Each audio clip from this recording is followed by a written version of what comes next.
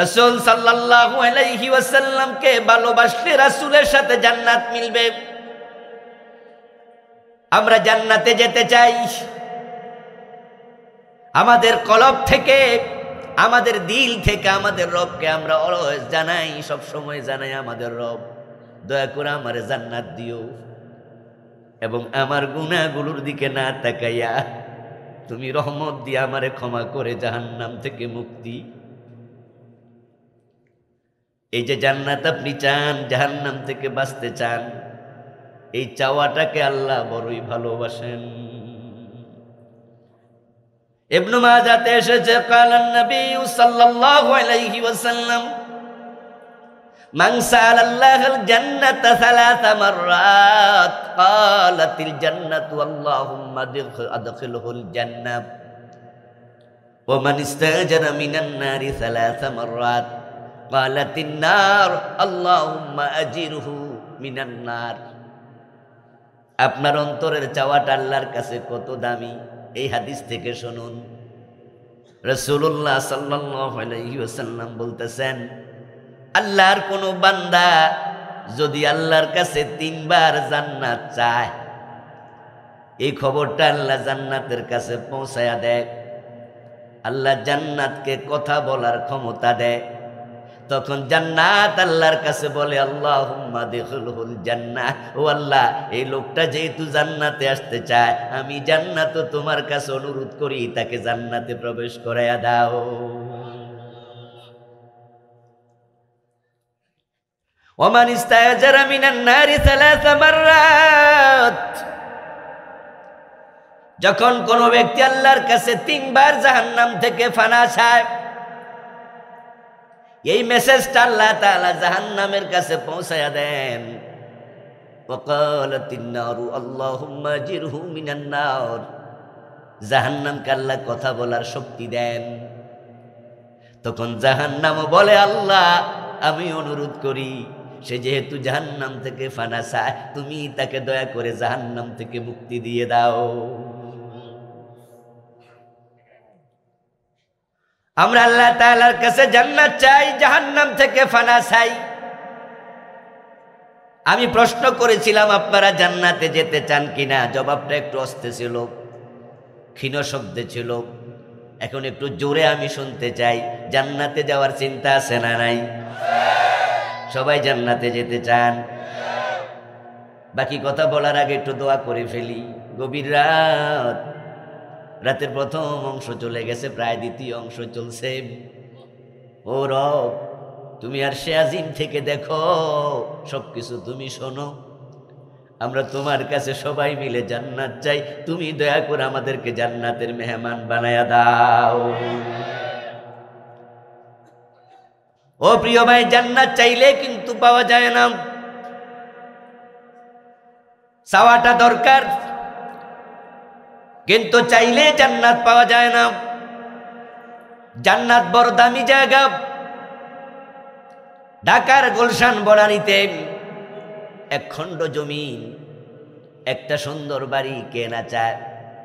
বাংলাদেশের যত ধনী মানুষ আছে, সব ধনী মানুষই গুলশান বনানী বাড়িদারা ধানমন্ডি ওখানে প্লট কিনছে, বাড়ি বানাইছে ধনীরা সবাই। যারা সেখানে কেনার চান্স পায় নাই, তখন তারা নতুন নতুন জায়গার দিকে যাচ্ছে। এখন আপনিও যদি চান বনানী ধানমন্ডি গুলশানে একটা বাড়ি কিনবেন, আর আপনি মনে মনে ভাবেন আমি কম দামে কিনালাম, 50-60 লাখ টাকা দিয়ে একটা বাড়ি কিনবো, এই 50-60 লাখ 1 কোটি 2 কোটি টাকা দিয়ে ধানমন্ডি বাড়ি কিনার স্বপ্নই দেখতে পারবেন, বাড়িওয়ালা হওয়া যাবে না। কারণ সেখানে 2 কাঠা 3 কাঠা জমির দামে আছে 3 কোটি 4 কোটি 5 কোটি। এই জন্য আপনার চাওয়ার সাথে কাজের মিল থাকতে হবে। স্বাদ এবং সাধ্যের মাঝে একটা সমন্বয় লাগবে। আপনি যদি চান ধানমন্ডি গুলশানে বাড়িওয়ালা হবেন, তাহলে আপনার অ্যাকাউন্টে 10-20 কোটি টাকা থাকা উচিত। তাহলে আপনার চাওয়াটা পূর্ণ হতেও পারে, সুযোগ আসতেও পারে। আমার বন্ধু অ্যাকাউন্ট খালি না করলে ধানমন্ডি গুলশানে বাড়িওয়ালা হওয়া যায় না, কোটি কোটি টাকা চলে যাবে। এখন আল্লাহর জান্নাতের জায়গার দাম ধানমন্ডি গুলশানের মতন আর একটু বেশি, মোটামুটি বেশি, ঠিক না? অনেক বেশি। মাশাআল্লাহ, ওয়াজ তো দেখেছি ভালোই বোঝে। قال النبي صلى الله عليه وسلم موضع شبر في الجنة خير من الدنيا وما فيها।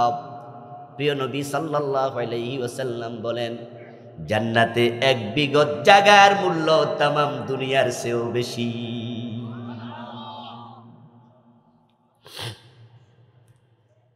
দুনিয়া এবং দুনিয়াতে যা আছে সব বিক্রি করে জান্নাতে এক বিগত জায়গা কেনা যাবে না। আমার বন্ধু, ওই জান্নাতে যেতে হলে কিছু কাম কাজ লাগবো, শুধু চাইলে পাওয়া যায় না। এখন জান্নাত আল্লাহ যাকে দেবে, আল্লাহ বড়, তাই আল্লাহর জান্নাতটা ছোট না বড়? আল্লাহ যেমন বড়, আল্লাহর দানও তত, আল্লাহর মনও তত, আল্লাহর দয়াও তত, আল্লাহর করুণাও তত। এজন্য 100 জনরে খুন কইরা জান্নাত পাইছে এমন হাদিসও আছে। এগুলা দিয়া বোঝা যায় আল্লাহর দানের কোনো শেষ নাই, করুণার কোনো শেষ নাই। আবার ফেরাউনরে পানিতে ডুবাইছে, নমরুদরে জুতার বাড়ি খাওয়াইছে, এটা দ্বারা বোঝা যায় আল্লাহর শাস্তিটাও বড়। সবকিছু কামাল, সবকিছু পূর্ণ। আমার প্রিয় ভাই, আল্লাহ তাআলা বড়, তাই তার জান্নাতটাও বড়।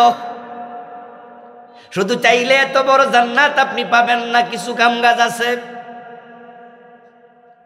রাসূলুল্লাহ সাল্লাল্লাহু আলাইহি ওয়াসাল্লাম বলেছেন, আল্লাহর যত বান্দা জান্নাতে যাবে, সবার পরে যে জান্নাতে যাবে, যে জান্নাতে ঢোকার পর জান্নাতের দরজা চিরদিনের জন্য বন্ধ হয়ে যাবে, নতুন করে আর কেউ জান্নাতে ঢুকতে পারবে না। ওই লোকটার ব্যাপারে একটু কাহিনী শুনুন। হাদিসটা খুব ইন্টারেস্টিং, খুবই চমৎকার। রাসূলুল্লাহ বলেন, ওই লোকটা মূলত জাহান্নামী ছিল। ফাইন্নাহু ইয়াকুনু হুমামাম, ওই লোকটা জাহান্নামের মাঝে আগুনে জ্বলতে জ্বলতে অঙ্গার সম হয়ে যাবে। লাকড়ি আগুনে পোড়াইলে কি হয়? এই ভাই কথা কম লাগবো কিছু? কয়লা হয় নাকি? এটারে আংরাও কয়, শুদ্ধ ভাষায় অঙ্গার বলে, কয়লা বলে। ফাইন্নাহু ইয়াকুনু হুমামা, প্রিয় নবী বলেন সে অঙ্গারের মতো, কয়লার মতো কালো হয়ে যাবে। আল্লাহ তাআলা চাইবেন যত ইমানদার জান্নাতে আছে সবাইকে জাহান্নামে আছে, সব ইমানদারকে জাহান্নাম থেকে মুক্তি দেবেন। কারণ যার ঈমান আছে সে কখনো চিরস্থায়ী জাহান্নামী হবে না। শাস্তি ভোগ করার পরে ঈমানের বদৌলতে সে জান্নাত পাবে। ওই লোকটা জাহান্নামে জ্বলতে জ্বলতে অঙ্গারের মতো হয়ে গেছে। আল্লাহ তাআলা ফেরেশতাকে ডাকবেন, জাহান্নামের ফেরেশতাকে ডেকে বলবেন, আখরিজু মিনান নারি মান কানা ফি কলবিহি মিসকালু হাববাতিন মিন খারদালিন মিন ঈমান। ও আমার জাহান্নামের ফেরেশতারা, যে লোকের কলজার মাঝে, কলবের মাঝে সরিষার দানা পরিমাণ ঈমান আছে, তাকেও জাহান্নাম থেকে বের করে নিয়ে আসো। فمن يعمل مثقال ذرة خيرا يره, যে ব্যক্তি যারা পরিমাণ ভালো কাজ করেছে হাসরের ময়দানে তার পুরস্কারও সে পাবে। এখন ঈমানটা কি ভালো আমল নয়? বড় এই জমিনে যত নেক আমল আছে, সব নেক আমলের মাঝে 1 নাম্বার নেক আমলের নামই হলো ঈমান। এটা আপনার কাছে আর আমার কাছে সস্তা মস্তা লাগে, কারণ আমরা তো জন্মের পরে মাগনা পাইয়া লাইছি। বরং বাংলাদেশে লা ইলাহা ইল্লাল্লাহ যে জোরে কয়াতে ভিক্ষাও বেশি পায়, ঠিক না? দেখবেন রাস্তা খারাইয়া যে লা ইলাহা ইল্লাল্লাহ জিকি জোরে জোরে কইতে পারে, পাবলিকের দেখে বেশি। আর যে ভিক্ষুক লা ইলাহা ইল্লাল্লাহ কইতে পারে না, গলা ভাঙ্গা অথবা বোবা, হেতে খারাইতায় বাড়ি লইয়া হেরে কেউ দেখেও না, ভিক্ষাও কম। অথচ এই লা ইলাহা ইল্লাল্লাহ কালেমার কারণে বেলালের গলায় রশি লাগাইয়া টানছে।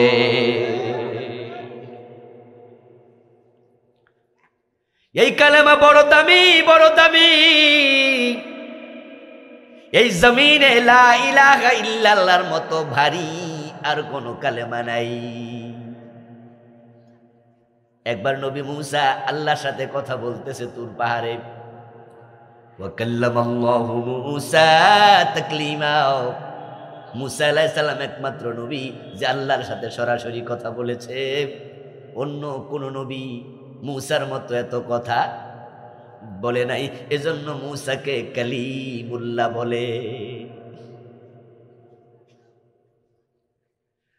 নবী মুহাম্মদুর রাসূলুল্লাহ সাল্লাল্লাহু আলাইহি ওয়াসাল্লাম সব নবীর মাঝে সেরা, কিন্তু আল্লাহর সাথে সরাসরি কথা বলছেন মাত্র একটা হাদিসে পাওয়া যায়, মাত্র একবার পুরা জিন্দেগিতে। প্রিয় নবীর সাথে আল্লাহর কথা হয়েছে মাত্র একটা হাদিস পাওয়া যায়, মাত্র একবার। আর যত কথা হয়েছে সব জিবরিলের মাধ্যমে হয়েছে, ওহির মাধ্যমে হয়েছে, ডাইরেক্ট আর হয় নাই। যেই হাদিসটা পাওয়া যায় সেটা হলো মেরাজের রাতে রাসূল যখন ফিরে আসতেছিলেন, তখন মুসা নবী জিজ্ঞাসা করছিল বিমা উমিরতা, ও প্রিয় নবী, আল্লাহর সাথে মেরাজ কইরা ফিরে যাচ্ছেন, এখন যাওয়ার সময় আল্লাহ কি দিছে একটু শুনি। নিশ্চয় কিছু না কিছু। কিরে ভাইয়েরা কথা কয় না? আমার লোক কইলে শীত কমে যাব আর না ঘুমে ধরে যাব, কিন্তু আল্লাহ যেহেতু আপনাকে আসমানে ডাইকে আনছে, নিশ্চয় কিছু না কিছু দিছে। ওই ষষ্ঠ আকাশে নবী মুসার সাথে কথা হচ্ছে রাসূলের। মুসা আলাইহিস সালাম বলতেছে বিমা উমিরতা, কোন জিনিস দিছে এটা একটু কোন।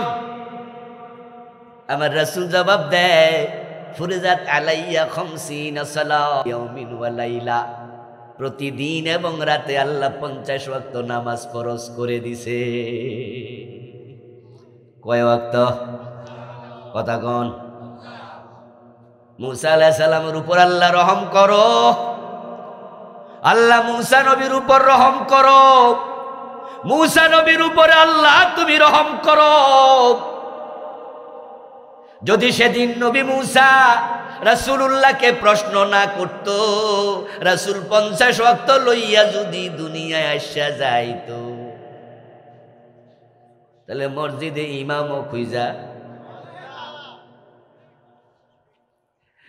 5 ওয়াক্ত নামাজ, এতে মুসল্লি ফজরের টাইমে কয়জন? এমন মসজিদও আছে 2-3 জন, এমন মসজিদও আছে ইমাম আর মুয়াজ্জিন, কোন মুসল্লি আর নাই। যদি নামাজ 50 ওয়াক্ত হইতো ইমামও পাইতেন না। মুসা আলাইহিস সালাম শুনলেন 50, সাথে সাথে তিনি বললেন ইরজি ইলা রাব্বিকা ফাসালহু তাখফীফ। ও নবী মুহাম্মদ সাল্লাল্লাহু আলাইহি ওয়াসাল্লাম, আপনি আল্লাহর কাছে যান, উনাকে বলেন যেন তিনি কমায়া দেয়। এবার রাসূল সাল্লাল্লাহু আলাইহি সাল্লাম পরামর্শটা শুনলেন। এতে বোঝা যায় অনেক সময় যারা সিনিয়র তাদেরকে জুনিয়ররা পরামর্শ দিল শোনা যায়, শোনা উচিত। যুক্তিমতো হইলে জুনিয়রদের কথার মাঝেও বরকত। স্বৈরাচার হবেন না। যারা স্বৈরাচার তারা কারো কথা শোনে না, যা মনে চায় তা করে, ঠিক নেই? এটা আল্লাহর বড় পছন্দনীয় কাজ। বরং পরামর্শ করে কাজ করা এটা আল্লাহর কাছে বড় পছন্দনীয়। এই জন্য কোরআন মাজিদে পরামর্শ নামে একটা সূরাও আছে, এটার নাম সূরাতুশ শূরা। আল্লাহ তাআলা ওই সূরাতে প্রিয় নবীজিকে বলছেন ওয়াশাবিরহুম ফিল আমর, ও আমার নবী, যখন গুরুত্বপূর্ণ কোনো কাজ করবেন তখন আপনি সাহাবাদের সাথে একটু পরামর্শ করে নিয়েন। বলুন তো নবী বড় না সাহাবী বড়? এই ভাই কথা কন না কেন? নবীরা বড় না? উম্মতের সে নবী নিশ্চয়ই বড় নাকি? তো আল্লাহ নবীর কে পরামর্শ করে, তো ছোট লোকে কি এর পরামর্শ? আমাদের ব্যবসা তোলে, তুই কি বোঝস? চুপ করে থাক, ছোট মানুষ কথা করছে। এই জন্য বড় বড় সিদ্ধান্ত নেয়, ঘরের বউরাও জিগায় না। এমন স্বামী আছে না? এটা স্বৈরাচার স্বামী। বউরে কয়, বেড়ি মানুষ তুমি কি বুঝবা, চুপ করে থাও। না রে ভাই, তা নয়। মেয়ে বিয়ে দেবে, মেয়েরে জিগায়ও না, একটু পরামর্শ করে না। বরং বাবা যায় আমাইয়ারা কয় গোসল কর, কেন? সামনে কালকে বিয়া, ওঠ ও সেমরি, তুই ওঠ, তোর বিয়া। অথচ ইসলাম আমাদেরকে স্বৈরাচারী শিখায় নাই। ফাতেমাতুজ জাহরার মতো রাসূলের ছোট কন্যা, উনার বিয়ে দেওয়ার আগেও রাসূল তার সাথে পরামর্শ করছে। ও ফাতেমা, তোমার বিয়ের জন্য অমুক প্রস্তাব পাঠাইছে। ও ফাতেমা, তোমার বিয়ের জন্য অমুকে প্রস্তাব পাঠাইছে, অমুকে প্রস্তাব পাঠাইছে, অমুকে প্রস্তাব পাঠাইছে। রাসূলুল্লাহ নাম বললেন, তারপরে আবার বললেন, ফাতেমা, তোমার বিয়ের জন্য আলীও প্রস্তাব পাঠাইছে। তবে আলী দেখতে সুন্দর সুন্দর, শরীরে শক্তিও ভালো, আলীর মেধা বুদ্ধি অনেক বেশি। রাসূলুল্লাহ আলীর নাম বলার পরে কিছু প্রশংসার বাণীও ফাতেমারে শুনাইলেন। এবার বলছে, ফাতেমা, কার ব্যাপারে তোমার সম্মতি আমার একটু জানাইয়া দিও। হযরত ফাতেমা বুঝে নিলেন, বাবা কয়েকজনের নাম বলছে, কারো প্রশংসা করে নাই। আলীর নাম বলার পরে যেহেতু প্রশংসা করছে, বোঝা যায় বাবা আলীরই পছন্দ করছে। রাসূল চাপাই দেয় নাই সিদ্ধান্ত যে আমি আলীর সাথে বিয়া দিব। নাম বলছে, নাম বলল তুমি জানাও কার ভালো লাগে ক। ফাতেমাতুজ জাহরা রাদিয়াল্লাহু তাআলা আনহা নবী নন্দিনী, বড় মেধাবী। তিনি বুঝে নিয়েছেন আমার বাবা আলীর প্রশংসা যেহেতু করছে, আলীকে বাবা পছন্দ করে। উনি বললেন, বাবা আপনি যদি আলীর সাথে আমাকে বিয়ে দেন আমার কোনো আপত্তি। রাসূল মেয়ের সাথেও পরামর্শ করে, সাহাবীদের সাথে করে, কিন্তু আমরা দেখি এমন বড় নেতা, দেশটা চালানোর সময় কারো পরামর্শের দ্বার ধারে না, এমন নেতাও পৃথিবীতে আছে, তবে বাংলাদেশে নাই, এটা উগান্ডায় আছে।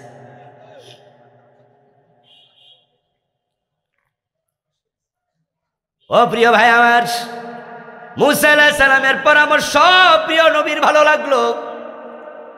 আল্লাহকে বললেন, আল্লাহ আপনি আমার উম্মতের নামাজ কিছু কমায়া দেন।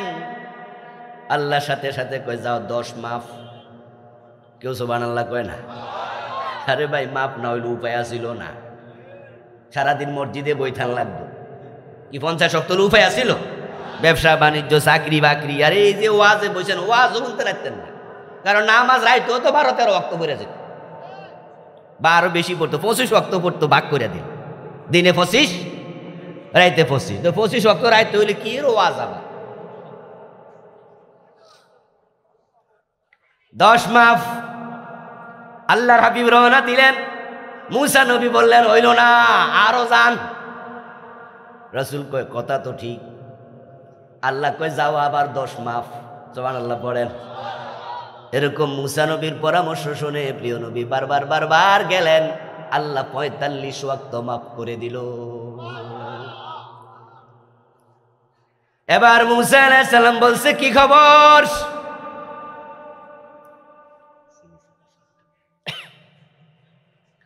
রাসূল সাল্লাল্লাহু আলাইহি ওয়াসাল্লাম বলে 5। মুসা নবী কয়, আবার যান। আমি উম্মত চালাইছি, আমার উম্মতের বয়সও বেশি ছিল, শক্তিও, উচ্চতাও, এরপরও তারাও এত ইবাদত করতে পারে নাই। আপনার উম্মত হবে ছোট ছোট, বয়স কম, শক্তি কম, 5 ওয়াক্ত পারত না, আবার যান, আরো কমান। আমাদের প্রতি নবী মুসারও মায়া আছে, ঠিক কি না? এই জন্য আমরা নবী মুসাকে ভালোবাসি না? আমরা ওনার নাম নিলে বলি আলাইহিস সালাম, আমরা ওনাকে সম্মান করি। আলাইহিস সালাম অর্থ হলো ওনার উপরে শান্তি বর্ষিত হোক। এই যে আমি প্রথমে কতবার কইলাম, আল্লাহ রহম করো তাকে, সালাম শান্তি বর্ষিত করো। নবী মুসা দারাজা, সম্মান জান্নাতে আল্লাহ আরো বাড়ায়া দাও, বলেন আমিন। কি দারুণ একটা পরামর্শ দিছে রে ভাই। আমি মাঝে মাঝে ভাবি, উনারে পাইলে জান্নাতে একটা ফুলের মালা দিয়ে দেবো আমি, জামনে কি উপকার যে করছে, না আমরা জান্নাতে যাওয়া লাগতো না। এলাকায় খবর নিয়ে দেখেন 5 ওয়াক্ত মাত্র নামাজ, তা 1 ওয়াক্ত পড়ে না এমন জানোয়ার কত বড় নাফরমান, জুমারা পর্যন্ত পড়ে না এমন লোক আছে, আসেনি? জুমার দিন দেখবেন নিমসার বাজারে বয়ে বয়ে চা খাইতেছে, বিড়ি টানতেছে, পাশে মসজিদ যায় না। আরে এই মসজিদের পাশে চা দোকানে মাগরিব টাইমে বয়ে থাকে, মুয়াজ্জিন হাইয়া আলাস সালাহ কইয়া চিৎকার দিয়া গলাটা ফাড়াই লইতেছে, নামাজে আসো নামাজে আসো। এবারে চা দোকানে বয়ে রয়েছে, মসজিদের সাথে চা দোকানটা। আরে মানুষ, আরে মানুষ। আল্লাহর হাবিব বলে 5, মুসা নবী বলে আবার যান। রাসূলুল্লাহ তখন বললেন না না, আপনি বারবার বলেছেন, আমি বারবার গেছি, হাত্তাস্তাহিয়াইতু ওয়া উসাল্লিমু ওয়া আরদা। এবার মুসা নবীকে প্রিয় নবী বলতেছেন, আমি যাইতে যাইতে এখন শরম লাগে, তাই আল্লাহ যখন বলছে 5, আমি ওই 5 মেনে নিয়েছি। আল্লাহর হাবিব যখন এই কথা বললেন, তখন আল্লাহ রাসূলের সাথে কথা বলেছে। একটি হাদিস পাওয়া যায়, সেটা হচ্ছে আল্লাহ তাআলার আরশে আজিম থেকে এবার ডাক দিয়া বলে, ইয়া মুহাম্মদ লা ইউবাদদালুল কাউলু লাদাইয়া ইন্নাহুন্না 5 সালাওয়াতিন ফি কুল্লি ইয়াউমিন ওয়া লাইলা বিকুল্লি সালাতিন 10 ফাযালিকা 50। আওয়াজ দিয়ে পড়ুন সুবহানাল্লাহ। রাসূলুল্লাহ সাল্লাল্লাহু আলাইহি ওয়াসাল্লামের সাথে এবার আল্লাহ ডাইরেক্ট কথা বলেছে। একটা হাদিসের কথা যে বললাম এটাই হলো সেটা। আল্লাহ বলছে, ইয়া মুহাম্মাদু, ও আমার প্রিয় নবী মুহাম্মদ, লা ইউবাদদালুল কাউলু লাদাইয়া, আমার কাছে কথার কোনো পরিবর্তন নাই, সিদ্ধান্তের কোনো পরিবর্তন নাই। আমি আপনার উপর 50 ওয়াক্ত নামাজ ফরজ করেছি, আপনার উম্মতের উপর তাই করেছি। এখন কমাইতে কমাইতে আমি 45 ওয়াক্ত বাদ দিছি, কিন্তু আমার সিদ্ধান্তে পরিবর্তন হয় নাই।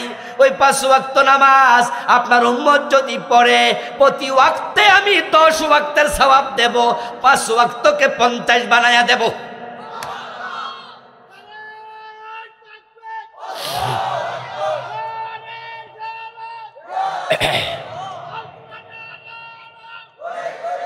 চিনি দেন নাই তো?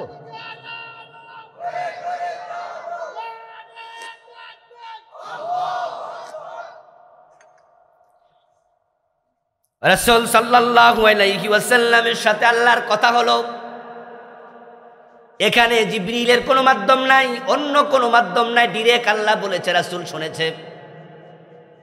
কিন্তু মূসা নবীর সাথে আল্লাহর কথা হতো তুর পাহাড়ে। একাধিকবার হয়েছে, কেউ অনেকবার হয়েছে বলেছেন। এবার মূসা নবী আল্লাহ তাআলাকে বলতেছে, ইয়া রাব্বি আল্লিমনি শাইআন আযকুরুকা বিহি। আশা করি ওয়াজের গতি বলেন নাই, আমার গতিটা ছিল কালেমার চেয়ে দামি কোনো জিনিস পৃথিবীতে আর। যেই কালেমা আমরা মাগনা পাইছি তাই গুরুত্ব দেই না। ওই বেলাল জানতো কালেমার গুরুত্ব কত। মুসা আল্লাহ তাআলার কাছে বলো, আমার রব আপনার সাথে আমি কথা বলি, আমার বড়ই ভালো লাগে, কিন্তু যখন বাড়ি চলে যাই তখন মনের মাঝে শূন্যতা তৈরি হয়। আল্লিমনি শাইআন আযকুরুকা বিহি, আপনি আমাকে এমন কোন একটা কালেমা শিখাইয়া দেন যেটা বাড়ি যাওয়ার পর আমি জপতে থাকবো, আর আমার কাছে মনে হবে আমি আপনার সাথে কথাই বলছি। এই কথা শোনার পর আল্লাহ তাআলা বললেন, ঠিক আছে, যখন তোমার মনের মাঝে শূন্যতা আসবে, কুল লা ইলাহা ইল্লাল্লাহ, তুমি এই কালেমাটা পড়বা, লা ইলাহা ইল্লাল্লাহ, লা ইলাহা ইল্লাল্লাহ, লা ইলাহা ইল্লাল্লাহ, লা ইলাহা ইল্লাল্লাহ, আফজালুজ যিকরি লা ইলাহা ইল্লাল্লাহ, লা ইলাহা ইল্লাল্লাহর মতো সেরা আর কোন জিকির নেই। ও মুসা, এই কালেমা তুমি জপতে থাকবে। এই কথা শুনে নবী মুসা বলে, উরিদু শাইআন তাখুসুনি বিহি, ও আমার আল্লাহ, এই কালেমা তো আমি আগেই জানি, এটাই তো মানুষের কাছে দাওয়াত দিচ্ছি, প্রচার করতেছি। তা আপনি যা আমারে কইলেন এটাই পড়তাম, জপ করতাম। আমি তো আপনার কাছে আরো স্পেশাল একটা কালেমা চাইতেছি, এর চেয়ে আরো দামি একটা কালেমা, যেটা আপনি শুধু আমারে দেবেন। আমি নবী যেমন বড় স্পেশাল, ওই স্পেশাল একটা কালেমা আমারে দেন, যেটা অন্য কেউ জানবে না, খাস কালেমা। উরিদু শাইয়ান তাকুসুনি বি। এই কথা শোনার সাথে সাথে আল্লাহ তাআলা বলেন, ইয়া মূসা লাউ আন্নাস সামাওয়াতি সাবআ ওয়াল আরদিনা সাবআ ফি কিফাতিন ওয়া লা ইলাহা ইল্লাল্লাহ ফি কিফা লামালাত বিহিন্না লা ইলাহা ইল্লাল্লাহ। ও মূসা, তুমি আরো স্পেশাল দামি কালাম আমার কাছে চাইছো, শোনো। সাত আকাশ সাত জমিন যদি এক পাল্লায় দেয়া হয়, আর লা ইলাহা ইল্লাল্লাহ এই কালেমা এক পাল্লায় দেয়া হয়, এই কালেমার ওজন সাত আকাশ সাত জমিনের চেয়ে বেশি। এই কালেমার চেয়ে দামি কোনো কালেমা পৃথিবীতে আর নাই। এই জন্য এই কালেমা যার থাকবে, ও ফেরেশতারা, ওই কালেমাওয়ালারা জাহান্নাম থেকে বের করে নিয়ে আসো। আল্লাহর হাবিব বলেন, জাহান্নামের ফেরেশতারা জাহান্নামে ঢুকবে। ওয়াজ মনে আছে তো? আমরা ছিলাম কিন্তু ওখানে, এখান থেকে এদিকে আইছি। সব কালেমাওয়ালাকে জাহান্নাম থেকে ফেরেশতারা নিয়ে আসবে, মুক্ত করে দেবে। মুক্ত করতে করতে শেষ। এবার ফেরেশতারা আল্লাহর কাছে এসে বলবে, আল্লাহ, সব মুমিন জাহান্নাম থেকে মুক্তি পেয়ে গেছে। আল্লাহ বলবেন, না না, এখনো একজন জাহান্নামে রয়ে গেছে। যাও যাও, তাকে জাহান্নাম থেকে নিয়ে আসো। ফেরেশতারা জাহান্নামে যাবে, খুঁজে এসে আবার বলবে, আল্লাহ, আমরা পুরা জাহান্নাম খুঁজেছি, কোনো ইমানদার জাহান্নামে আর, কথা বলেন। আল্লাহ তখন জাহান্নামের প্রধান ফেরেশতা মালিককে ডাকবেন। মালিক হলেন জাহান্নামের প্রধান ফেরেশতা। ডেকে বলবেন, মালিক, আমার একজন মুমিন বান্দা জাহান্নামে আছে, তাকে তুমি নিয়ে আসো। মালিক ফেরেশতা জাহান্নামে যাবে, ঘুরে এসে একই কথা বলবে, আল্লাহ, জাহান্নামে কোনো মুমিন নাই। আল্লাহ বলবেন, জাহান্নামের দিকে কান পেতে শোনো, কি আওয়াজ আসছে। মালিক ফেরেশতা কান পেতে শুনবে, জাহান্নামের ভিতর থেকে আওয়াজ আসছে, সুবহুন কুদ্দুসুন রব্বুনা ওয়া রব্বুল মালাইকাতি ওয়ার রূহ। সুবহানাল্লাহ। আল্লাহ বলবে, মালিক, দেখো আমার বান্দা জাহান্নামের আগুনের ভিতরে রব্বুনা রব্বুনা বলে ডাকছে, সুবহুন কুদ্দুসুন বলে আমার তাসবিহ পড়ছে। সেই ইমানদার, তুমি তাকে নিয়ে আসো। কারণ ইমানদার জাহান্নামে থাকতে আমি জাহান্নামের দরজা বন্ধ করব না। সন্তানকে মা যেমন চিনে, মালিক ফেরেশতাও জাহান্নামকে তেমনই চিনে। আপনার মা আপনাকে এমন চিনে যেটা আপনিও নিজেরাও তো চিনেন না। আপনার মাথার তালুতে যদি তিলের দাগ থাকে, আপনার পিঠে যদি কোনো মাস থাকে, এটা আপনি দেখেন নাই, কিন্তু আপনার মা জানে আপনার দেহের কোন জায়গায় কোন তিলটা। এই দুই হাত দিয়া কত গোসল আপনার মা আপনারে দিছে। আপনি বিদেশ চলে যান, 4-5 বছর পরে আপনি দেশে ফিরবেন। আজকে তো মোবাইলের যুগ, যখন মোবাইল ছিল না তখন তো চিঠির যুগ ছিল। মা তার সন্তানের কণ্ঠও শুনে না, 3-4 বছর 5 বছর হয়ে গেছে। হঠাৎ রাতের বেলায় যদি 1টা বাজে 2টা বাজে, সন্তান দেশে ফিরে আসে, ঘরের দরজা দাঁড়ায়া অন্ধকার রাতে গভীর রজনীতে মা বলে ডাক দেয়। মা ঘুম থেকে জেগে উঠবে, কণ্ঠ শুনে আপনাকে চিনতে মার 1 সেকেন্ড দেরি হবে না।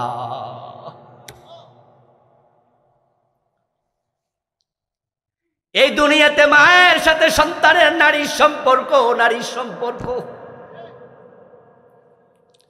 এই জন্য বাচ্চা যখন দুনিয়া আসে, তখন মা থেকে সন্তান বেলেট দিয়া কাইটা আলাদা করা লাগে।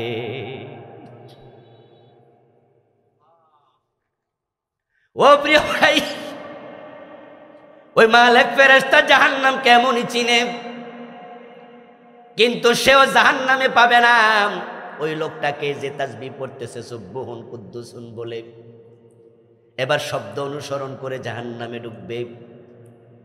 তারপরে খুঁজতে খুঁজতে খুঁজতে খুঁজতে দেখবে এমন জায়গা থেকে শব্দ আসে যেখানে কোনো মানুষ নাই, কিছু জাহান্নামের পোকামাকড় পড়ে আছে, ধাউ ধাউ করে আগুন জ্বলছে।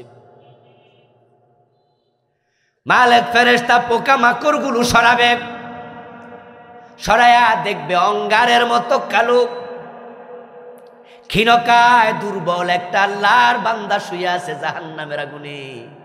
জাহান্নামের পোকামাকড় গুলো তারে কামড়াচ্ছে, তার সিজদার জায়গায় দেখা যাচ্ছে ওটুকু অংশ জাহান্নামের আগুন খায় নাই। আমার রাসূলুল্লাহ বলেছেন, বনি আদমের পুরা দেহ জাহান্নাম খেয়ে ফেলবে ইল্লা আসরা সুজুদ, যে কপাল দিয়া সিজদা দিছে ওই কপালটা জাহান্নামের আগুন খাবে না।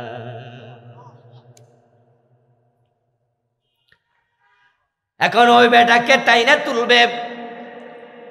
قال النبي صلى الله عليه وسلم يخرج من النار حبوا,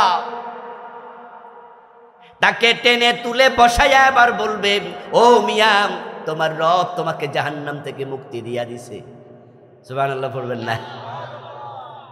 মুক্তির খবর শুনলে মজা লাগে না? যারা জেলে গেছে হেরা বোঝে মুক্তির খবর যে কত দামি। জেলখানায় যখন আত্মীয় স্বজন দেখতে যায় তখন চান্স পাইলে শুধু জিগায় জামিনের খবর কি।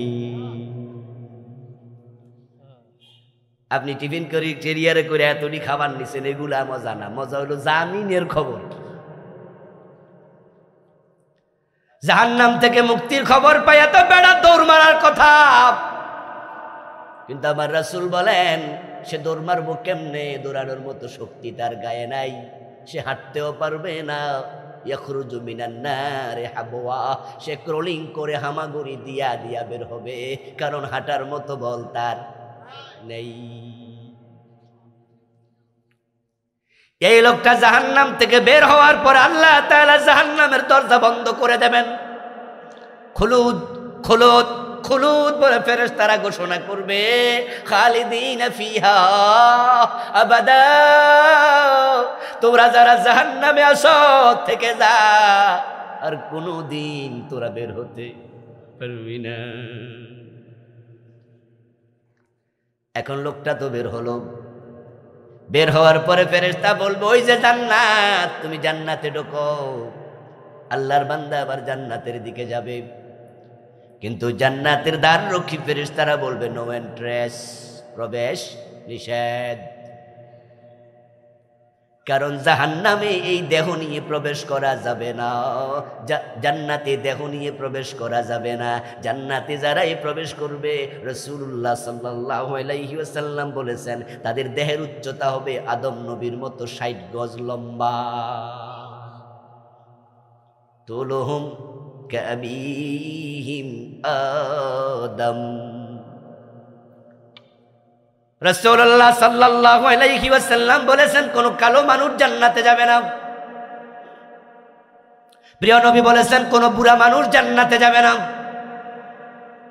এই জন্য সব বুড়াকে জওয়ান বানানো হবে, সব কালো মানুষকে ইউসুফ নবীর মতো সুন্দর বানানো হবে, উচ্চতা আদম নবীর মতো বড় করে দেয়া হবে। এখন এই বেটা ঢুকতেছে ক্রলিং কইরা হামাগুড়ি দিয়া ব্যাক সাইডের উপরে ভর দিয়া, জান্নাতের ফেরেশতারা বলবে নো এন্ট্রেস, প্রবেশ নিষেধ। ও বেটা বলবে এই মিয়া সরো, আল্লাহ আমারে কইছে। তখন ফেরেশতারা বলবে আল্লাহ যদি কয় তাহলে বাধা দেওয়ার অধিকার আমাদের নাই। তবে শোনো, ওই যে একটা ঝর্ণা দেখা যায় সেখানে একটা ডুব দিয়া গোসল করে আসো।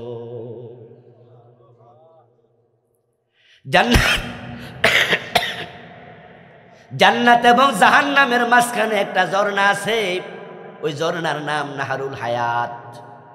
কি নাম? আবার বলেন। ওয়াজ কিছু বাড়িতে নিয়েন, সব ওয়াজ মাঠে রেখে যায়েন না। কিছু শিখতে শিখতে শিখতে শিখতে এলেম ভরপুর হবে। ছোট ছোট বালিকণা, বিন্দু বিন্দু জল গড়ে তোলে মহাদেশ সাগর অতল। মৌমাছি যখন মৌচাকে মধু আনে, কোন মৌমাছির মুখে আধা ছটাক মধু জাগা হইব, আধা ছটাক না হোক 3-4 ফোঁটা তৈব, আচ্ছা 1 ফোঁটা তৈব। ও প্রিয় ভাই, মৌমাছির মুখের মাঝে সামান্য মধু, কিন্তু বারবার জমা হওয়ার কারণে এক একটা মৌচাকে 3 কেজি 5 কেজি মধু হয়। এলেম কম কম করে শিক্ষা জমা করেন, আপনিও আলেম হয়ে যাবেন। জান্নাত জাহান্নামের মাঝখানে একটা ঝর্ণা আছে, তার নাম নাহারুল হায়াত, বাংলা তো হলো জীবনের ঝর্ণা। ওই ব্যক্তি দেখায়া দেওয়ার পরে যাবে, রাসূলুল্লাহ বলেন সে ওই ঝর্ণার কাছে যাইয়া ডুব দেবে। ডুব দিয়া যখন মাথা তুলবে, নালার পাশে ঘাস যেমন সতেজ হয়, ডুব দেওয়ার সাথে সাথে জান্নাতি পুরুষে পরিণত হয়ে যাবে। এবার আসার পরে ফেরেশতারা বলবে ঢোকেন। ইউতাখায়্যালু ইলাইহি আন্নাহা মালাক। প্রিয় নবী বলছেন, তবে শোনো, জান্নাতে ঢোকার পরে তার কাছে মনে হবে জান্নাতে জায়গা নাই, সব বাড়িঘর দখল হয়ে গেছে। এবার সে আল্লাহ তাআলার কাছে বলবে, আল্লাহ জান্নাতে ঢুকতে দিলা, থাকার একটু জায়গা দিবা না বুঝি? আল্লাহ তাকে 3 বার বলবেন, খুঁজে নাও তোমার জায়গাও আছে। সে 3 বারই বলবে, আল্লাহ খুঁজে তো দেখছি সব বাড়ির দরজার মাঝে, সব বাড়ির গেটের মাঝে যার যার বাড়ি তার নাম লেখা আছে। এটা আবু বকর সিদ্দিকের বাড়ি, ওইটা ওমর ফারুকের বাড়ি, ওইটা ওসমানের বাড়ি, ওইটা আলীর বাড়ি, সব জায়গায় তো নাম আছে। এখন নাম ছাড়া তো কোনো বাড়ি পাই না, আমার জায়গা কই? আপনি একটু দয়া করে দেখায়া দেন, আমি খুঁজা পাই না। তখন আল্লাহ তাআলা তাকে বলবেন, বান্দা জায়গা তো দিমু, তার আগে তুই একটু ক তোর কতটুকু জায়গা দরকার। তখন এই বেটার মনে পড়ে যাবে, কয়দিন আগে কইছিল, ওমা ওয়াজ কি লাইন পাইতেছেন না নাকি? এই বেটা কতক্ষণ আগে কইছিল? মাশাআল্লাহ, বলেন কইছিল? মনে পড়ে যাবে। কিছুক্ষণ আগে তো একবারে হাতুড়ির ফিডা খাইছি, জয়লা অঙ্গার হয়ে গেছি, আগুনে তো ছিলাম। আরে জায়গা পাইলে পাইছি, না পাইলে নাই, মোটামুটি বালা জায়গায় তো একটু। ওর মনে পড়ে যাবে জাহান্নামের শাস্তির কথা। তাই সে আল্লাহর কাছে বলবে, আল্লাহ বেশি জায়গা লাগবো না, সামান্য হইলে আমি খুশি। তখন আল্লাহ বলবেন, ফাইন্না লাকা মিসলাদ দুনিয়া ওয়া আশরা আমসালিহা। সামান্য নয় রে বান্দা, আমি তোর জন্য দুনিয়ার মতো 10 দুনিয়া জায়গা জান্নাতে রেখেছি।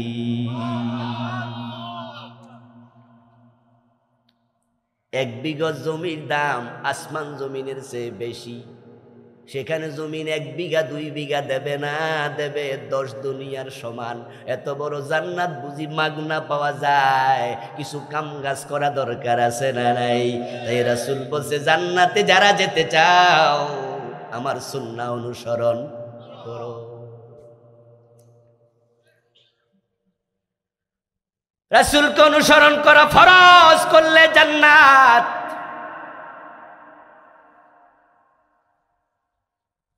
রাসূলের উম্মত হবে 73 দল,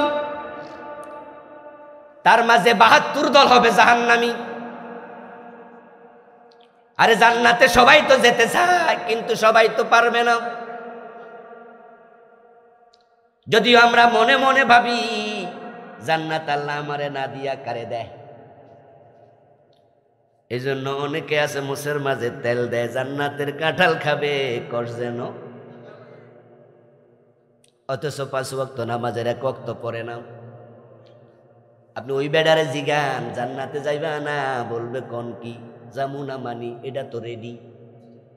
আপনি আশ্চর্য হয়ে হয়তো বলবেন কেমনে কি, ফিসল খাইয়া পড়লো তো পশ্চিম দিকে, তো তুমি আবার জান্নাত রেডি করছো কেমনে? এবার কাদের মাঝে দুটো নারিয়া গানে গানে শুনিয়া দেবে, আছেন আমার মুক্তার, আছেন আমার ব্যারিস্টার, শেষ বিচারের হাইকোর্টেতে তিনি আমায় করবেন পার। আমি পাপী, তিনি জামিনদার, টুনটুনা টুনটুন। মনের সুখে জামিনদারের আশায় বসে আছে, নামাজ কালাম ছেড়ে দিয়া আল্লাহর সেজদা না করে পীরের পায়ে সেজদা দিচ্ছে, এমন লোক আছে না নাই? ও বেটা ভাবছে সেও তার পীর সাহেবের সাথে জান্নাতে ঢুকে যাবে। জান্নাত বুঝিয়া তো মাগনা। এই জন্যই প্রিয় নবী অনুসরণ করুন, নবীকে অনুসরণ করতে হবে। আল্লাহ নবীর বলতেছে কুল্লু উম্মতি ইয়াদখুলুনাল জান্নাতা ইল্লা মান আবা, আমার উম্মত যত আছে সব উম্মত জান্নাতে যাবে, তবে অস্বীকারী লোক জান্নাতে যাবে না। কিলা মান ইয়া রাসূলুল্লাহ, প্রশ্ন করা হলো আল্লাহর নবী, উম্মত আবার অস্বীকারী হয় কেমনে? কে সে যে অস্বীকারী জান্নাত পাবে না? রাসূলুল্লাহ জবাব দেন, মান আতাআনি দাখালাল জান্নাতা ওয়া মান আসানি ফাকাদ আবা, যে আমি নবীকে অনুসরণ করে জীবন চালাইছে সে আমার সাথে জান্নাতে ঢুকবে, যে আমি নবীকে অনুসরণ করে জীবন চালায় নাই তার কপালে জান্নাত নেই। অনেকে তো এবার মনে মনে মোটামুটি খুশি, আমিও জান্নাতি জান্নাতি। কেমনে? কই যে দাঁড়িয়ে আছে রাসূল রে মাইনে তো রাখছি, টুপি আছে রাসূলকে অনুসরণ করেছি, ডাম্পা দিয়া মসজিদে ঢুকি, বাম্পা দিয়া বের হই, এক বিগত 7-8 লম্বা পাগড়ি আছে, রাস্তার ডান পাশে চলি, সুবহানাল্লাহ জিকির সকাল সন্ধ্যায় করি, রাসূলকে মেনে চলছি, আমি জান্নাতি। আমি বলি হ্যাঁ দোস্ত, জান্নাত পেতে হলে রাসূলকে মানো মানো মানো, অনুসরণ করতেই হবে। কিন্তু সুবিধাবাদী হলে হবে না। অনেক অনুসরণকারীকে দেখা যায় সুন্নাহ মানে ততক্ষণ সুবিধা আছে, অসুবিধা যেখানে, সুন্নাহ মানে না সেখানে। মসজিদে ঢুকতে ডান পা দেয়, এই নিয়ে নিমসার এলাকায় কে দ্বিমত করছে? মসজিদ থেকে বের হতে বাম্পা, এই নিয়ে বুড়িচং থানায় কেডা দ্বিমত করেছে দেখান? কয় না, সবাই একমত। সেই নবী মসজিদে ডান পা দিয়া ঢুকছে, মসজিদ থেকে বাম পা দিয়া বের হইছে। ওই নবী তো মদিনায় যখন ক্ষমতায় ছিলেন 10 বছর কোরআন দিয়ে দেশও চালাইছে। এখন তুমি মসজিদে সুন্নাহ মানো, দেশ চালানোর সময় কোরআনের আইনের খবর কি? কয় হুজুর এটা রাজনীতি।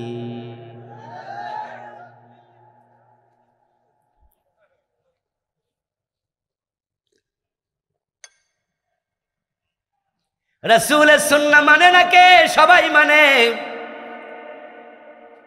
যেই পীর সেজদা নেয় ওই পীরের মুখেও দাঁড়িয়ে আছে, যেই পীর ঢোল তাবলা বাজায় ওই পীরের মাথাও টুপি আছে। রাসূলের সুন্নাহ কম বেশি সবাই মানেন, কিন্তু আপনি সুবিধাবাদী যদি হয়ে যান তাহলে আল্লাহ কিন্তু কলবের খবর জানে। একটু জবাব দিয়া বলবেন তো আওয়াজ করে, আল্লাহ আমলের দিকে আগে তাকায় না কলবের দিকে আগে তাকায়? ইন্নাল্লাহা লা ইয়ানজুরু ইলা সুওয়ারিকুম ওয়া আমওয়ালিকুম ওয়ালাকিন ইয়ানজুরু ইলা কুলুবিকুম ওয়া আমালিকুম। আগে তাকায় দেখবে কলবের খবর কি। আফালা ইয়ালামু ইযা বুসিরা মা ফিল কুবুর ওয়া হুসিলা মা ফিস সুদূর। তোমার যেদিন আল্লাহ বিচার করবে, কবর খুলে দেয়া হবে, মানুষের কলবটাকে আল্লাহ ছাকনি মেরে সাইকা নেবে। ওয়া হুসিলা হাসিল করা হবে মা ফিস সুদূর, যা ছিল তাদের কলবের ভিতরে। আমাদের নিমসার বাজার যখন কেউ পেঁয়াজু বানায়, ডাইল ফুরি বানায়, তখন তেলের মাঝে ছাইরা দেয়, ছাইরা দেনি? তেলের মাঝে ছাইরা দিলে 10 মিনিট 15 মিনিট পরে দেখবেন যে পেঁয়াজু রেডি, ডাইল ফুরিও হইয়া গেছে। তখন একটা ছাকনি লইয়া এমনে ছাকনি মারে, তো মারলে ফুরি মুড়ি যা আছে সব উঠা যায়, তেলগুলা নিচে পড়া যায়। হাসরের ময়দানে তোমার আমার বিচার শুরু করার আগে ওয়া হুসিলা মা ফিস সুদূর, আল্লাহ আগে কলব ছাকনি মারে দেখবে কলবে কি আছে।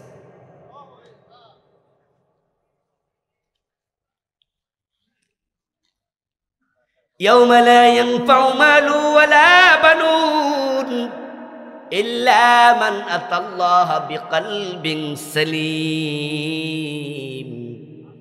আল্লাহ কোরআনে বলতেছে সেদিনকার সন্তান কত ছিল, দুনিয়ায় সম্পদ কত ছিল, ক্ষমতা কত ছিল, এগুলো কোনো কাজে আসবে না। যদি মুক্তি পেতে যাও একটি পরিচ্ছন্ন হৃদয় নিয়ে আল্লাহর কাছে যাও। তোমার কলবের খবর যদি ভালো, মুক্তি সহজে মিলে যাবে। কলবের দিকে তাকায়া দেখছে বেটা সুন্নাহ মানবে ততক্ষণ সুবিধা আছে, যতক্ষণ অসুবিধা হইলে সুন্নাহ আর মানবে না। মসজিদে যাইয়া সুন্নাহ মানে আদালতে রাসূলের আইনে একটা রায়ও দেয় না, এমন বিচারক আছে না নাই? এই যে রাসূলুল্লাহর সুন্নাহ মেনে কোরআনের আইন মাইনা বিচার করতে পারলো না পুরা চাকরির জীবনে, এই নিয়ে ম্যাজিস্ট্রেট, এই নিয়ে জজ, এই নিয়ে বিচারক, তার মনে কোনো দুঃখ নাই। তাহলে বুঝতে হবে সে পুরা জিন্দেগিতে রাসূলকে মানতে রাজি হয় নাই।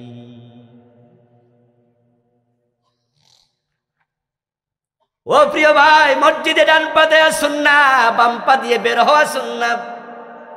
আল্লাহু আকবার বলে নামাজ শুরু করা ফরজ, সালাম ফিরে নামাজ শেষ করা ওয়াজিব। আপনি দেখবেন ইমাম সাহেব হুজুর যদি সালাম না ফিরাইয়া দাঁড়ায়া যায়, 3 রাকাত মাগরিবের ফরজ, সালাম ফিরাইতে ভুলে গেছে, দাঁড়ায়া গেছে, পিছন দিয়া লোকমা, ওয়াজিব তরক করলে চলবে না, আমরা লোকমা দেব। জজকোট মসজিদে জজ সাহেব নামাজে গেছে, ইমাম সাহেব জোহরের নামাজ 2 রাকাত পড়াইয়া বসবে, আর তাইয়াতু পড়বে, কিন্তু ভুলে বসে নাই, 2 রাকাত শেষ করে খাড়াইতে শুরু করছে।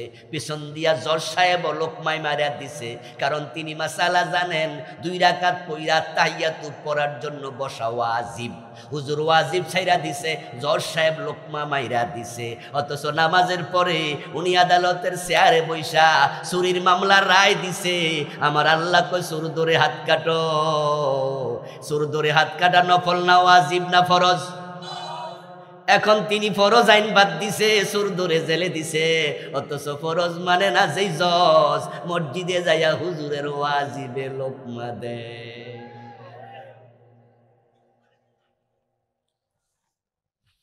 যেই জজ ফরজের খবর নাই, হুজুরের ওয়াজিবে লোকমা দেয়। হুজুর এটা ওয়াজিব, এটা ছাড়লে নামাজ কেমনে কি? তা আপনার পুরা জীবনের কি খবর? ও প্রিয় ভাইরা, তোমরা আমরা হজে যাই, হজে যাওয়ার সময় সাদা কাপড় কেন পরো? কয়টা সুন্নত? ইহরামের কাপড় পরে হজে গেলেন, ঠিকঠাক মতো আরাফা, ঠিকঠাক মতো মিনা, মুজদালিফা, তাওয়াফে জিয়ারত সব বিধান মানেন। যাওয়ার আগে হুজুর থেকে শিখেন, হজের বই কিনালায় কিনে শিখে কেমনে হজ করা লাগে। শুধু হজে রাসূলের ইসলাম, তোমার জীবনের ব্যবসা বাণিজ্যে, বিয়ে শাদিতে, দেশ চালানোর সময় রাসূলের ইসলাম বুঝি সেখানে মানা লাগে না।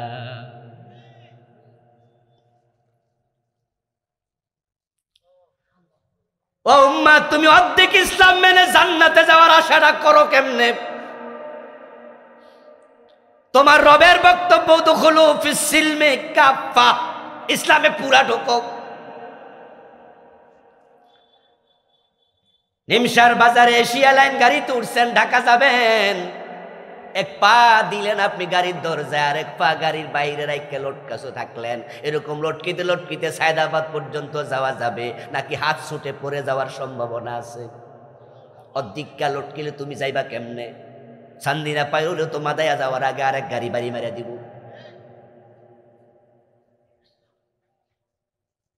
মশার তীব্রতা দেখে মশারি টানাইলাম, এখন আপনার পা, আপনার মাথা, আপনার হাত সব মশারির ভিতরে ঢুকান, কিন্তু না, আপনি মাথা ঢুকাইছেন, পেট ঢুকাইছেন, পা ঢুকাইছেন, শুধু মশারির বাইরে একটা হাত আপনি বাইর কইরা রাখছেন। এখন এলাকার মশারা কয় আমরা এটুকু পাইলেই।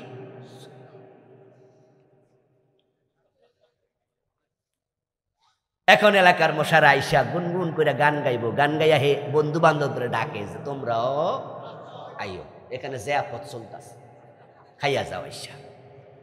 আচ্ছা আপনারা বলুন তো, মশা যদি হাতের মাঝে কামড় দেয়, যেই অংশটা মশারির ভিতরে আছে ওখানে ম্যালেরিয়ার জীবাণু যাবে না, ঠিক না? যাবে যাবে?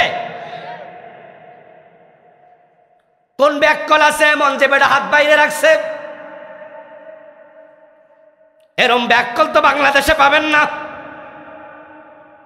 বরং আমরা মশারির ভিতরে ঢুকে পুরা বডি শুধু ঢুকাই না, কোনো সিপা চাপা দিয়া যেন মশা ঢুকতে না পারে। মশারি আমরা কম্বলের নিচেও তোষকের নিচেও ঢুকাই। এক পা গাড়ির দরজা দিয়ে আর এক পা বাহিরে রাইখা ঢাকা যাওয়ার যাত্রী পাবেন না। তাহলে আপনি অর্ধেক ইসলাম মেনে জান্নাতে যাবেন, এই চিন্তা মাথায় ঢুকাইলো কোন শয়তান?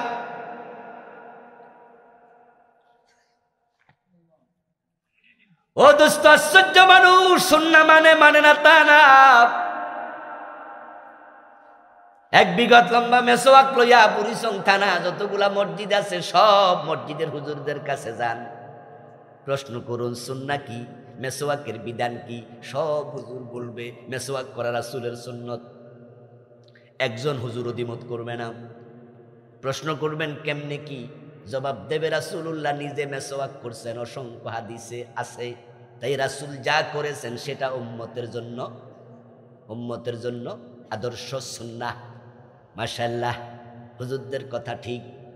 পরের সপ্তাহে আবার একটা সাদা কাগজ লইয়া কলম লইয়া 2.5 হাত লম্বা একটা তলোয়ার লইয়া যান, যাইয়া বলবেন হুজুর প্রয়োজনে অন্যায়ের বিরুদ্ধে জিহাদের তলোয়ার হাতে নিতে হবে, এটার মাসালা কি আজকে একটু লেখা দেন। দেখবেন কত হুজুর আপনার রাইখা দৌড় মারবে, খুব জঙ্গির মামলা খাওয়াইও না।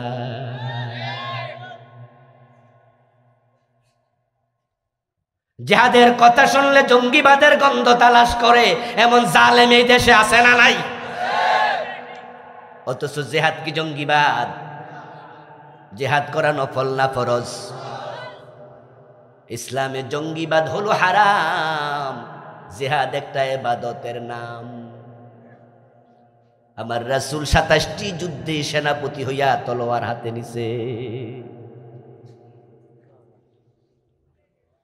প্রিয় নবী সাল্লাল্লাহু আলাইহি ওয়াসাল্লামের একজন উম্মতের একজন সাহাবীর নাম আপনি বলতে পারবেন না, খুঁজে পাবেন না যে সাহাবী যুদ্ধের মাঠে যায় নাই।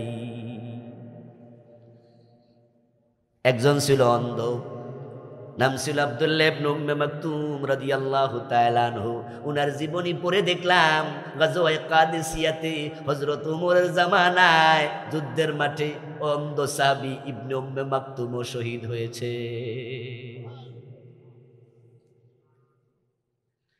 মেসওয়াকের সুন্নাহ সবাই বলে, সবাই মানে, জিহাদের সুন্নাহ কোথায় গেল? মুসলমানরা যখন থেকে জিহাদ ভুলে গেছে বিশ্বব্যাপী, তখন থেকে মাইর খাওয়া শুরু হয়েছে। যতদিন ধরে মুসলমানের এক হাতে তলোয়ার ছিল, এক হাতে জিহাদের তলোয়ার ছিল, এক হাতে কোরআন ছিল, ততদিন মুসলমান গেছে যেখানে বিজয় তাদের পায়ে চুমু দিয়েছে সেখানে। অর্ধ দুনিয়া মুসলমান শাসন করেছে, স্পেনে 800 বছরের মতো কালেমার পতাকা উড়াইছে। এ ভারত উপমহাদেশ 1000 বছরের মতো আমরা শাসন করেছি।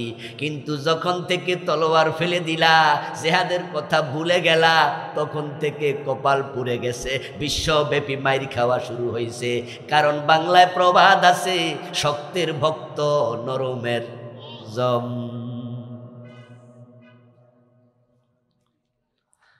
ফানক সাপের লেজ দইরা কোনো ফোলা পানি ঘুরাইতে দেখছেন কোনোদিন? কিন্তু দৌড়া সাপের আমরাও কত ঘুরাইছি ছোটকালে মাছ ধরতে যাইয়া। এখন মুসলমান হয়ে গেল বিষকর রসকরহীন বিষহীন সাপ, দাঁতবিহীন সাপ। অথচ মুসলমান ছিল সিংহের জাতি। প্রিয় নবী সাল্লাল্লাহু আলাইহি ওয়াসাল্লামের জীবনের লক্ষ্য কি? লক্ষ্য ছিল লিইয়ুযহিরাহু আলাদ-দীনি কুল্লিহি। আল্লাহ নবীকে পাঠাইছে এই জমিনের মাঝে তার দ্বীনের বিজয় করার জন্য। আমার নবীর জীবনের লক্ষ্য দ্বীনের বিজয়। উম্মত হিসাবে আমাদের সবার জীবনের লক্ষ্য দ্বীনের বিজয় করাকে বানাতেই হবে, এটা ফরজ। আল্লাহর নবী দ্বীন বিজয় করেছে মদিনায়। চোর ধরে হাত কেটেছে, ডাকাত ধরে শুলে দিয়েছে, জেনা করলে পাথর মেরেছে, অবিবাহিত 100 বেত লাগাইছে, মদ পান করেছে 80 বেত লাগাইছে। এমন শান্তি সমাজে এসেছে। ওমরের জামানার দিকে তাকায় দেখুন, অদ্য দুনিয়ার সম্রাট ওমর গাছতলায় একা একা ঘুমায়, কোনো বডিগার্ডের প্রয়োজন আর নেই। মদিনা থেকে ওমর জেরুজালেম চলে গেছে একা একা, সাথে একজন রশি টানার জন্য, ওটের রশি টানার জন্য চাকর। মনের মাঝে আল্লাহ ছাড়া কারো কোনো ভয় নেই। মানুষ ঘরের দরজা খুলে ঘুমাইছে, আজান হলে দোকান বন্ধ হবে। দিন যদি বিজয় হয়ে যায়, নামাজের জন্য ওয়াজ করা লাগবে না, আজান হলে দোকান বন্ধ করো, না হয় লাইসেন্স বাতিল। যেই যুবক নামাজ পড়বে না ধরে জেলে দাও। হযরত ইমাম আবু হানিফা, শাফি, মালিক, আহমদ ইবনে হাম্বল রাহিমাহুমুল্লাহ চার ইমাম একমত, কোন যুবক বালেগ যদি নামাজ না পড়ে তাকে জেলে দিতে হবে। ইমাম শাফি রাহিমাহুল্লাহ বলেছেন, জেলে দেওয়ার আগে তাকে কিছু বেত্রাঘাত করো। জেলের মাঝে নামাজ পড়তে যদি অভ্যস্ত হয় তাকে ছেড়ে দাও, যদি অভ্যস্ত না হয় জেলের মাঝে পুরাইয়া রেখে দাও। যদি আজান হলে দোকান বন্ধ না করে লাইসেন্স বাতিল করা হয়, বেনামাজি ধরে জেলে দেওয়ার আইন হয়ে যায়, তাহলে বাজারের মসজিদগুলোতে আজানের পরে মুসল্লির জায়গা দেয়া যাবে না। কোন কোন মসজিদে 3 বার 5 বারও জামাত হওয়া লাগবে।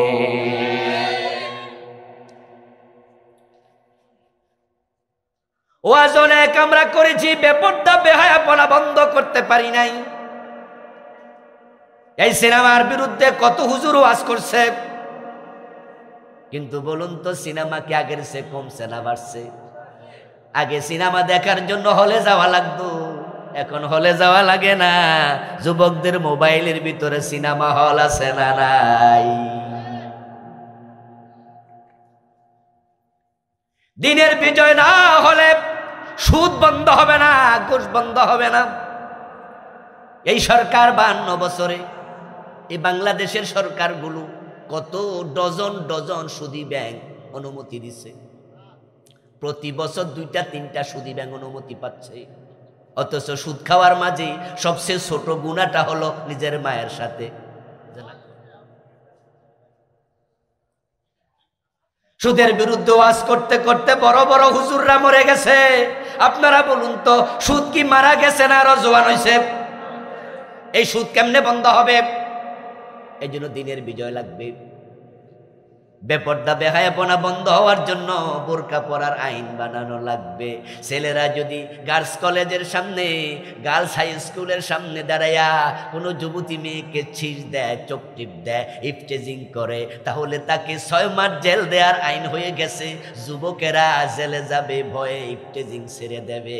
ঠিক একইভাবে যদি আইন হয়, কোনো মেয়ে পেট পিট দেখাইয়া, বুকের সৌন্দর্য দেখাইয়া বোরকা না পরে বের হবে, তাকেও 15 দিনের জেল দেয়া হবে। আইন করে দেখো, 6 মাসের ব্যবধানে বোরকা ছাড়া কোনো মেয়ে রাস্তায় বের হতে সাহস করবে না।